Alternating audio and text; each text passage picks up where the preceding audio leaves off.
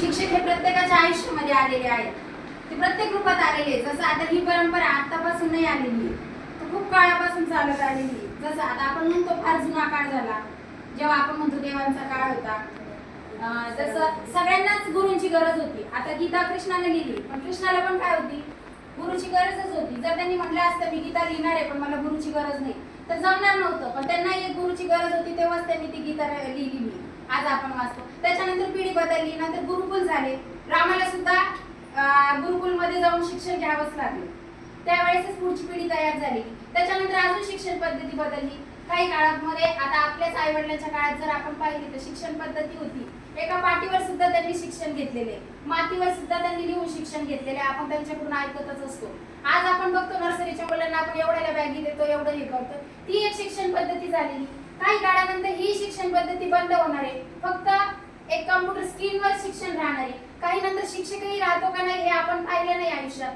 कारण आता इतकी परिस्थिती झाली की रोबोट सुद्धा आजकाल शिक्षण आपण देतोय ते देत आहे. पण एक शिक्षक जे प्रॅक्टिकली शिकवतो त्या शिक्षणाची जेवढी गरज आहे तेवढी प्रत्येकालाच आहे. आणि ते शिक्षण घेणं आपल्याला फार गरजेचं झालेलं आहे आता. आणि जसं आता जो बदल झालेला आहे, आपण पहिले शिक्षकांना घाबरत होतो. विद्यार्थी शिक्षकाला घाबरायचा.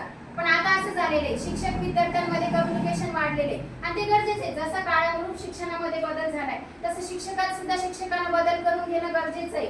आणि काय, जसं शिक्षण बदललं तसं शिक्षकांनाही ती शिकवण्याची आपली पद्धत अंमलबजावणी करणं गरजेचं आहे. आता आपण एवढं आपल्याला पहिले सांगायचे टीचर लोक, तुम्ही टीव्ही बघू नका. का आपण त्या काळात टीव्ही बघत होतो. आता आपण विद्यार्थ्यांना सांगतो मोबाईल बघू नका. पण पुढची अशी येणार आहे की आपण विद्यार्थ्यांना स्वतः सांगणार आहे की तुम्ही मोबाईल बघा मोबाईलमधून. आणि आताही आपण सांगतो काही गोष्टी समजल्या नाही तर तुम्ही मोबाईलवरून सॉल्व्ह करा. हे एक बदल होत चाललेला आहे प्रत्येकाच्या ह्याच्यामध्ये शिक्षणामध्ये. तसं पण एक पालक म्हणून आपल्याजवळ एक जिम्मेदारी होती. आता एखादी आई असती, एखाद्या लहान मुलं आपण रस्त्याने चाललो, आपल्याला फार गोड वाटलं, पण आपण तिला म्हणू शकतो का मला जाऊन दे लगे?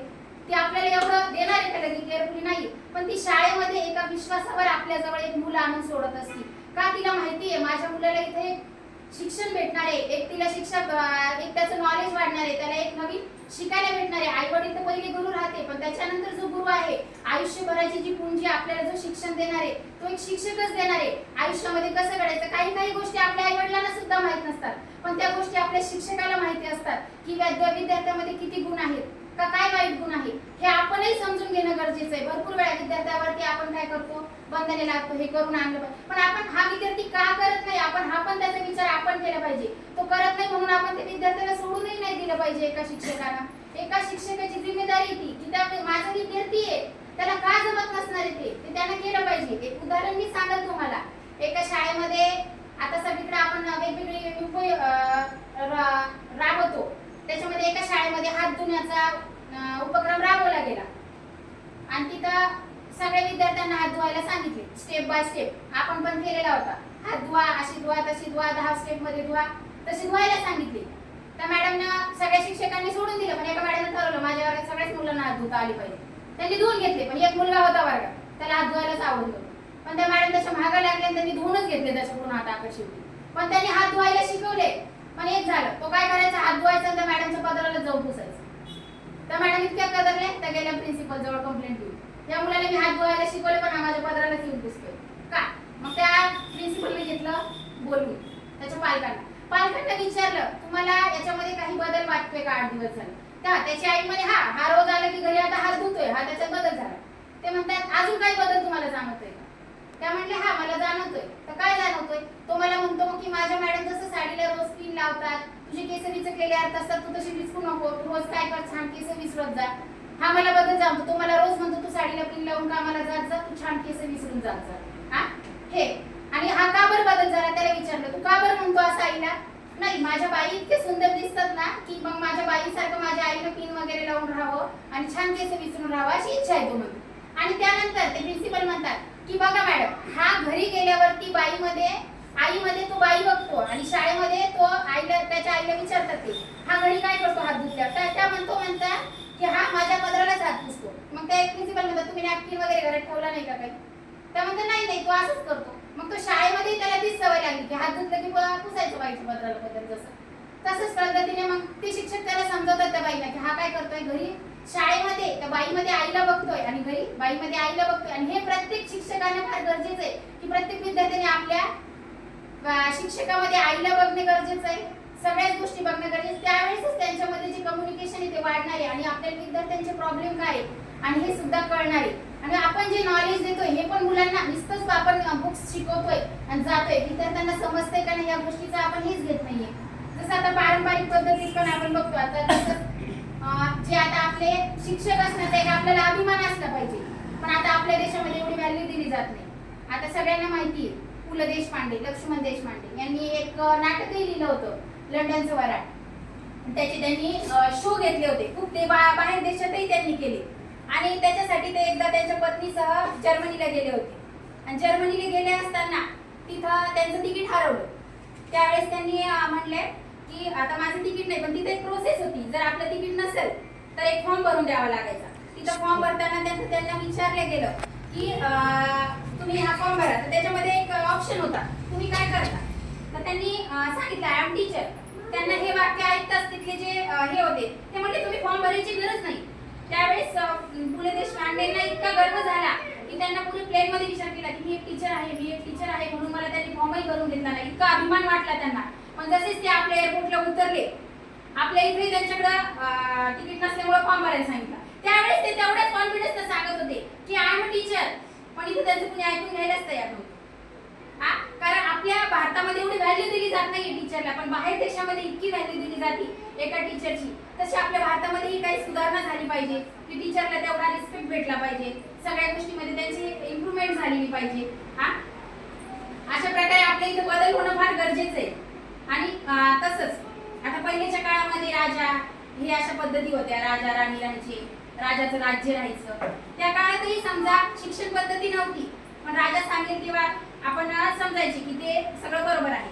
त्या काळात सुद्धा काय झालं, एकदा एक राजा जंगलामध्ये गेला, शिकार करता करता तो पार रस्ता गेला चुकून आणि एका जंगलात गेल्यावर त्याला एक झोपडी दिसली आणि झोपडीच्या तिथे त्यानं पाहिलं की एक जोडपं राहतंय आणि त्या जोडप्यानं म्हणजे अंधाराच्या वेळेस राजाला गरज होती म्हणून त्याने तिथं आश्रय घेतला. तिथल्या त्या जोडप्याने त्यांना कंदमुळं वगैरे, रात्री त्याला खाण्याची सोय, त्याला बिछाना दिला, झोपायला दिलं. राजा खुश झाला आणि राजाने ठरवलं आता ह्याला काय करायचं, मी बक्षीस म्हणून काहीतरी दिलं पाहिजे, याची फार गरीब परिस्थिती आहे. पण त्या ज्या व्यक्तीला होतं त्याला काही झाडाची एवढी माहिती नव्हती, काही फक्त आपलं शेतामधलं काही तोडून आणायचं आणि खायचं एवढंच त्या दोघाला एवढं होतं, कारण ती जंगलात राहिलेले लोक होती. पण राजाने काय केलं, त्यांना एक चंदनाची बाग देऊन टाकली, 10 एकरचं शेत दिलं आणि तू हे तुला राहू दे म्हणले. आणि राजा चालला गेला तिथून, त्याने त्याच्याविषयी काही सांगितलं नाही. पण त्या जे शेतकरी होता त्याला काहीच माहित नव्हतं, समजा तो जो रानात राहणारा व्यक्ती होता. मग काय झालं, काही वर्षानं राजाच्या मनात आला आता आपण त्या व्यक्ती खूप श्रीमंत झाला असं आपण त्याला चंदनाची बाग दिलेली, एकदा जाऊन बघावं. पण काय झालं, तिथं गेला राजा, तो बघतो तर काय त्याची तशीच झोपडी होती तिथे एक बांधलेली आणि सगळी चंदनाची अर्ध्याच्या वर रान सगळं गायब झालेलं होतं, थोडेच फार झाड राहिलेली होती. मग तो त्याच्याजवळ जातो, विचारतो या चंदनाच्या झाडाचं तू काय केलंस आणि तुझी तर काहीच प्रगती झालेली दिसत नाहीये. त्यावेळेस तो म्हणतो काही नाही, मी चंदनाची झाडं तोडली आणि त्याचा कोळसा केला आणि विकला. त्यावेळेस त्या राजाने डोक्यावर हात मारून घेतला, त्यानं असं का केलं असेल. पण त्यावेळेसही राजाचं चुकलं की या चंदनाच्या झाडाचा उपयोग काय होतं त्याला माहित नव्हतं, तर यांनी सांगायचं काम होतं. जर त्यांनी ते शिक्षण दिलं असतं त्यावेळेस तर तो त्यावेळेस श्रीमंत झाला असता. त्यावेळेस राजाने एक लाकूड दिलं त्या पुरलेलं आणि हे तू बाजारात जाऊन विक म्हणला. त्यावेळेस त्याची किंमत जास्त आली. त्यावेळेस तो व्यक्ती म्हटला राजाला मला अजून एक डबल एकदा 100 द्या. तो म्हटला आता एकदा गेलेली संधी वापस येत नाही, एकदा गेलेली आपल्या आयुष्यातली वेळही तशी परत येत नसती. कारण त्याच्या हातातून तो जो प्रगतिशील होण्याचा जो वेळ होती ती चालली गेली होती. कारण तेवढं 10 एकर रान पार त्याने कोळसा केलेला होता. तो म्हटला जसं तू त्या चंदनाचा कोळसा केला तसंच तुझ्या आयुष्यातही काय झालं त्याच्यामुळे कोळसा झालेला आहे. त्याच्यामुळे आपण आपली प्रगती ज्या वयामध्ये आहे, आता हे लहान मुलं आहेत, आपण म्हणतो त्यांना आपण आकार देतो, चिखलालाही आपण म्हणतो मातीचा आकार देतो. कधी कधी आपल्या समोर आपल्याला वाटतं तो दगड आहे विद्यार्थी, पण त्या दगडालाही आपल्यालाच काम आहे की आपण मूर्ती बनवलं पाहिजे त्या विद्यार्थ्याला.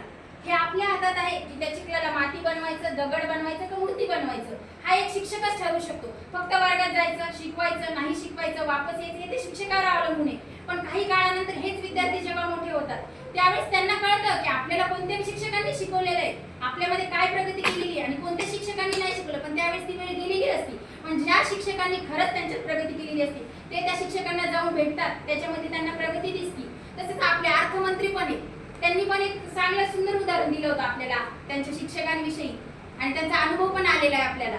जे शिक्षक होते त्यांचे लहानपणीचे, ज्यांच्यामुळे त्यांना खूप प्रगती झाली त्यांच्या आयुष्यात. पहिले अर्थमंत्री चिंतामणी, त्यांनी सुद्धा काही वर्षानंतर ते शिक्षक होते, फार थकले होते, त्यांच्या घरी होते आणि काही त्यांना कळालं की आपल्याला अर्थमंत्री भेटायला येतात. पण काय काय भेटायला, माझा काही संबंध नाही, त्या शिक्षकाला वाटलं. पण ते जेव्हा अर्थमंत्री भेटायला आले चिंतामणी, तेव्हा ते म्हणाले, तुम्ही मला ओळखलं नाही, मी चिंतामणी आहे, मी तुमचा विद्यार्थी होतो, मी तुम्हाला किती वेळा ह्या रस्त्याने येत होतो, तुम्हाला मी किती वेळा प्रश्न विचारायचो, पण कधीच तुम्ही मला नाही म्हणून उत्तर दिलं नाही. मी कोणत्याही वेळा आलो तरी तुम्ही मला काय केलं, प्रत्येक वेळी त्या गोष्टीचं उत्तर दिलं. मी तुम्हाला एक प्रश्न किती वेळा विचारला तरी, म्हणून मी आज तुम्हाला भेटायला आलेलो. जसं आपलं काम असतं हे आज आपल्याला दिसणार नाही तुम्हाला त्याच्याविषयी, पण हे विद्यार्थी जेव्हा मोठे होणार आहे तेव्हा ते आपल्या आयुष्यात प्रगती करणार आहे, तेव्हा जे आपल्याला भेटणार आहे ते आपलं खरं सुख असणार आहे.